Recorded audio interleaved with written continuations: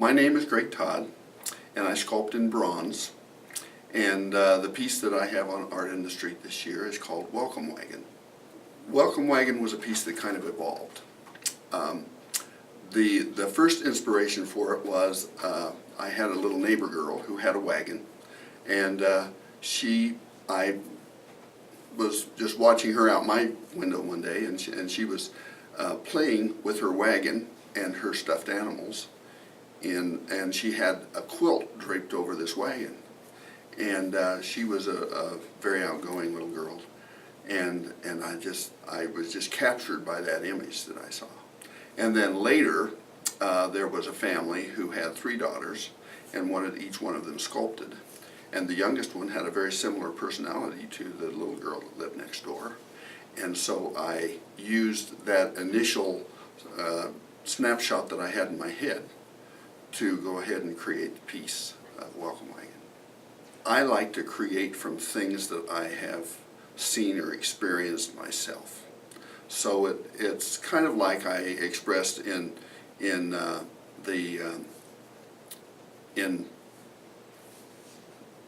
the production of Welcome Wagon. It came from different parts of my life and different opportunities that I had. And so being creative, I think, is a conglomeration of taking things that you experience, things that you care about, things that kind of trip your trigger, and combining them then into a piece of artwork that hopefully would communicate to other people. In our society, the artist role is primarily well, it kind of runs the gamut. It's everything from entertainment to hopefully, in some cases, portraying an idea or a point of view to people, and maybe even trying to change their mind a little bit about something, and or approach them with an idea that they've never thought of, and hopefully would get them to think of something maybe the way that the artist has thought of it. Professionally, my goal would be to really share my art and share my personal experiences with my art with as many people as I can. Public art, I love it because it's not stuck away in a corner somewhere. It's out in the open where people can walk by and view it and appreciate it and interact with it, really. I love it that sculpture is such a tactile medium, and that people of all ages can really appreciate it by not only looking at it, but by touching it and feeling it and feeling the textures, and sometimes getting in the picture themselves. You know,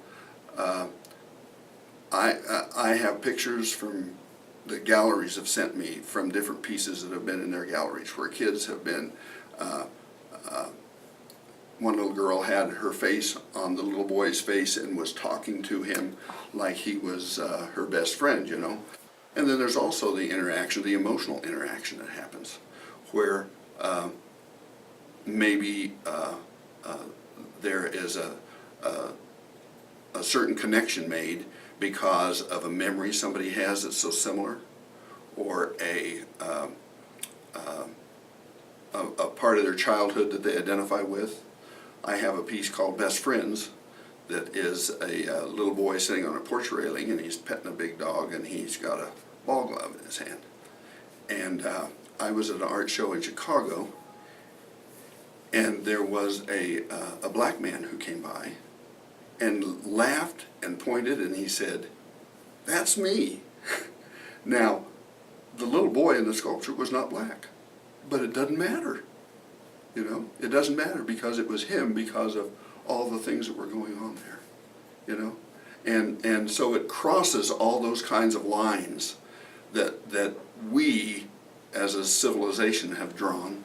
Many communities at this point in time have developed programs where they help fund the arts. And like, for instance, you have the Art on the Street program. And you know, those kind of programs are great because it puts the art at a level and a location where all kinds of people see it that maybe wouldn't make it a point to see it, and it helps to